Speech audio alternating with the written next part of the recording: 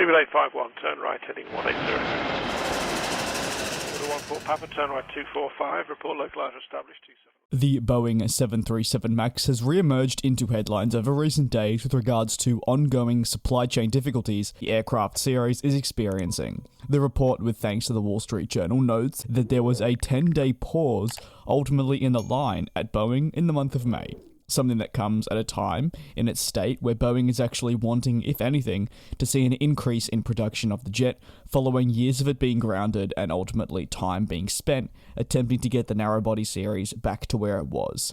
Interestingly enough, according to a source at the Seattle Times, Boeing is going about the delay in the supplying of parts in a different manner. Another one, you could argue, of the many changes that is currently being undertaken at the aircraft manufacturer to try and restore pride in their planes and brand image, something that, without getting too into it, took a massive hit over recent years, with ultimate public perception falling to a staggering level, one that has been incredibly tough and presented numerous challenges when recovering from. Regarding just how Boeing is going about this delay in a different manner is as follows. Boeing is simply pausing the jets on the moving line, a line where, just as the word does suggest, aircraft move down the production floor, having specific parts installed in the overall goal to end up with a structurally complete aircraft. In the past, Boeing went about these delays in a very different manner, essentially pushing unfinished aircraft to outside of the factory to work on more planes. In turn, this provided us with some rather harrowing images of MAX aircraft stacked and lined up around the factory. It was definitely a sight, and maybe not one of the best to be witnessing. The implications from this change are actually far bigger than what it may seem on the surface. See, Boeing choosing to pause production completely across the line, yes, has a negative implication on the monthly production rates as output ceases. However, in terms of quality assurance, it should actually significantly rise.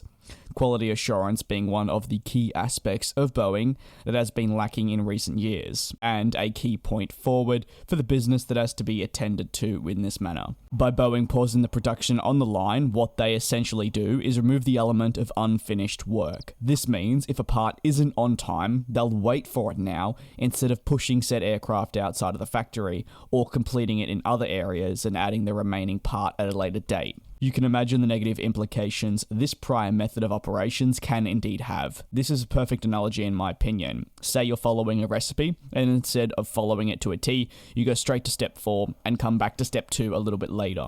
Before you know it, things are simply out of order, and your end product does not look nor say taste as it was intended. Now apply this to the production of an aircraft that will carry tens and tens of millions. It's a risky approach that Boeing, you'd like to think with this new approach, has learnt from, and it's encouraging to see they're no longer doing this. Fixing Boeing is certainly not an overnight job. However, changing and adjusting key practices with also the overall change of management is certainly a start. Putting steps right in production is an important part of all this, and minimizing stress on current employees for the long term and safety is another critical component of running a successful business, as I'm sure you are all more than aware. And naturally, this is something as a company, Boeing should ultimately be striving for day in and day out. If you have any thoughts on the 737 MAX, the latest regarding their production changes, and of course, the supply chain delays that they are experiencing, which is causing a bit of a problem on the floor at their factories, you can indeed let me know. Thanks for watching, and I'll see you tomorrow.